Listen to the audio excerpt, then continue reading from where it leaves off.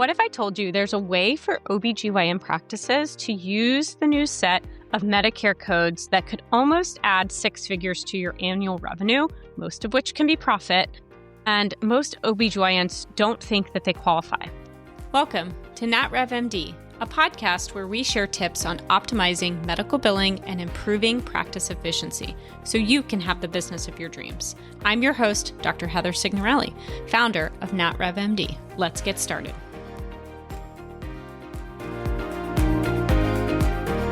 Today, we're talking again about Advanced Primary Care Management Codes, APCM, again, program from CMS. And while the name has primary care in there, there is still an opportunity for OBGYN practices to leverage these codes for those complex care situations where you have patients that you are managing those chronic conditions for you to take advantage of. Now, there are some nuances to this, and we'll get into all of that here today, but do want to give some examples for the offices. So we recently met with one of our OBGYN groups there in Washington State, and we were talking about ways to increase revenue, amongst other things. And they provide incredible care for high-risk OB and chronic GYN patients. They actually are a group that does a lot of really good ways to document that complex care and bill for it outside of the global. And so really impressed with their team. And as part of that, we were going back and forth on APCM. And so wanted to give a podcast related to some work that our team did to evaluate these codes and opportunities within the OBGYN space. So we all know that patients with chronic conditions have phone calls, care coordination, medication management, all of that stuff outside that's going on outside just a traditional visit. And so today we're going to talk about ways that you can actually earn revenue from that. Implementing an APCM program for just, say, 150 of your Medicare patients could add $60,000, $70,000 in new high margin revenue in that first year. And so that is a lot of profit because typically you're already doing this work. Now you've just got to document it and kind of go through some of the hoops and make sure that you qualify. But again, not very hard things to do when you look at the APCM rules. So as you guys know, APCM stands for Advanced Primary Care Management. It's a set of codes that were introduced in 2025 to pay practices for ongoing management of patients with chronic conditions. So think of this as like that monthly payment that you can do and get paid for all the care coordination, communication, and planning that happens outside of a regular office visit. So unlike other care management codes, APCM is not time-based, so there's no 20-minute stopwatch or things like that are part of like CCM codes. And so it is an option for you to use. Now, important for you to note that you cannot bill for APCM services for a Medicare patient in the same calendar month that another provider has already billed it. So you do have to have a mechanism, especially in the OBGYN field, that you need to confirm that that patient doesn't also have APCM that's being billed by their primary care physician team.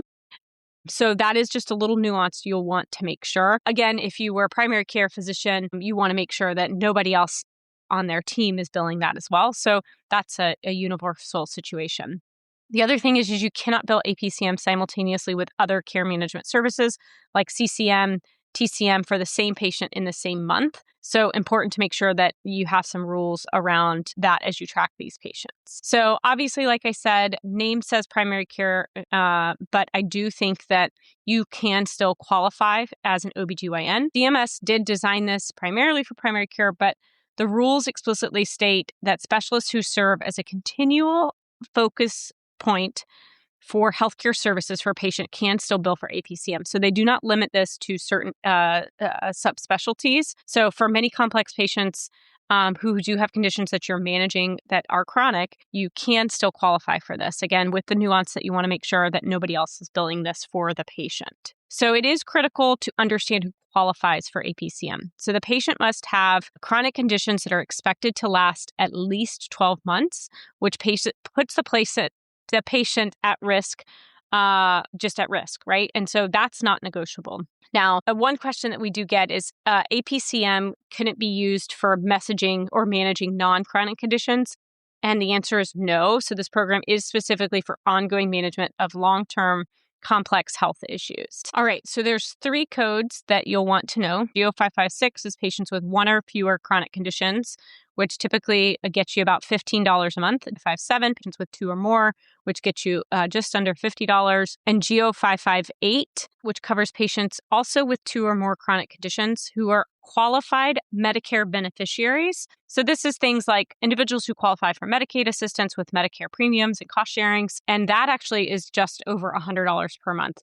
So this is supposed to reflect higher complexity, social risk, et cetera, with those patient populations. So as you guys know, unlike CCM, which bills based on documented clinical staff time, APCM is going to reimburse based on the practice's capacity to provide really its 13 defined service elements. And we're going to talk about those. We're going to talk about kind of 3 chronic conditions that may qualify for OBGYN specifically, and then a process to go through with these. So let's first make sure that a practice who bills for this has to be able to deliver all 13 of these elements. And they are initiation of the APCM service, obviously capturing that patient consent, comprehensive care management, so including a care plan development, revision, 24/7 access to clinical staff or urgent care needs, continuity of care with a designated provider, a comprehensive care planning to address all of the health issues that are going on, management of care transitions between settings, should that, again, be a necessity. Again,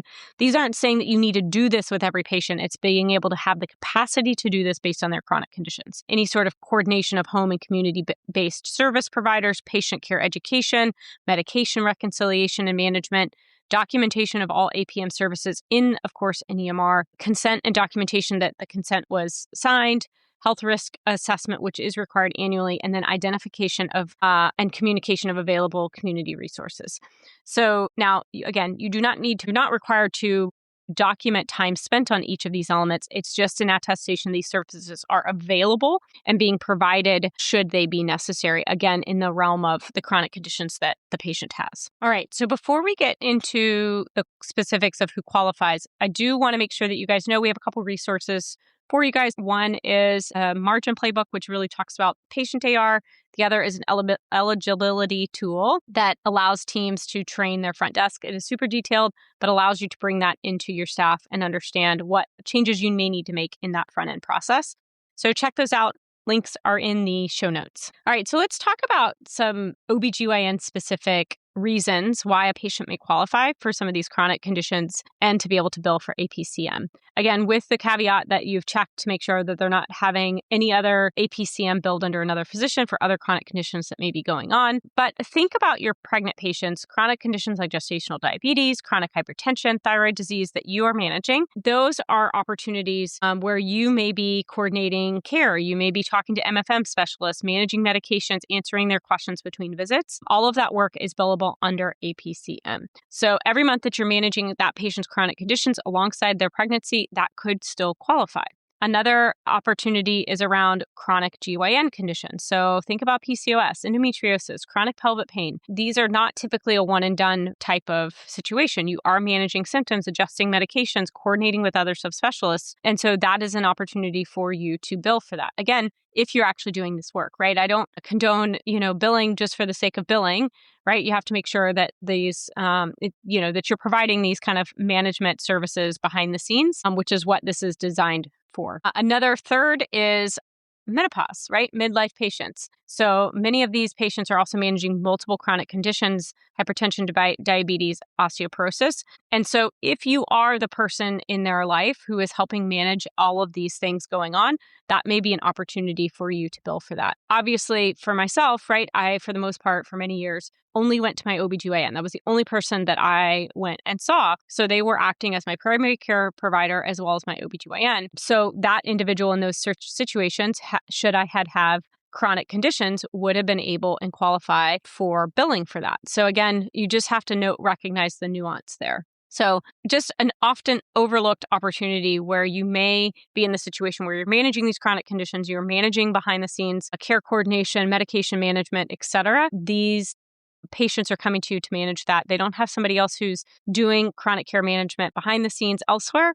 So that is an opportunity for you to bill for that. So obviously, I do want to remind everybody about how you go about getting this started, right? What are the things you need to do? First and foremost, identify those qualifying patients, right? Looking for those Medicare patients with those chronic conditions. Again, kind of understanding, do they have one chronic condition or 2 or more chronic conditions. You could even, depending on your PM software, pull a report looking at those ICD-10s. Some softwares are not great at doing this. Others make it very easy. So it just depends on your system. And focus on the ones like we talked about, right? Those high-risk OB, chronic GYN, complex patients that you are managing.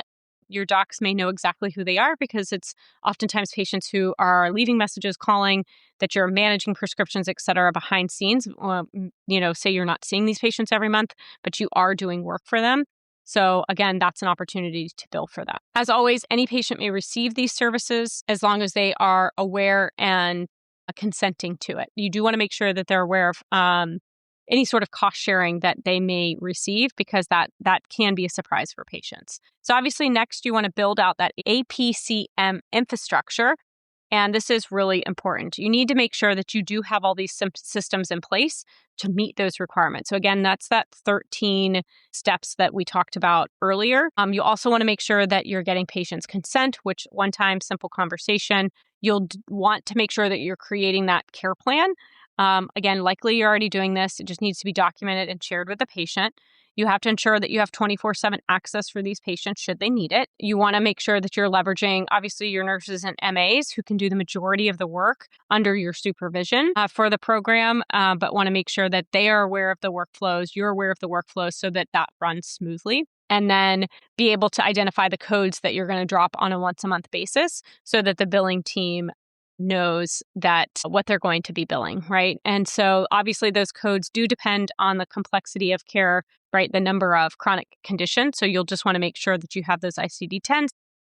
So one more thing to make sure that it kind of is part of those 13 elements is that comprehensive kind of care plan that you've created, you do want to make sure that that's available electronically, right? It's in their EMR. The patient has access to it. The care team has access to it. You'll just want to make sure that that's kind of part of your documentation. So that will hopefully make it easy for you to identify the patients, put in a process, and start billing for this work. So my recommendation, pick a few patients, pilot this program, work through the communication plans, work through the consent process, which again, there's some sample consents through CMS that you can find online, and be able to train your staff so that the process works, that you also have some talking points for the patients around, okay, these are the services that are available. This is what you need to do in order to be able to have access to it, just to make sure that the program works well. And again, the intent behind all of this is just to help support patients with chronic conditions. Again, most of this time you're already doing this work. It's just a matter of being able to document that you can also bill for it.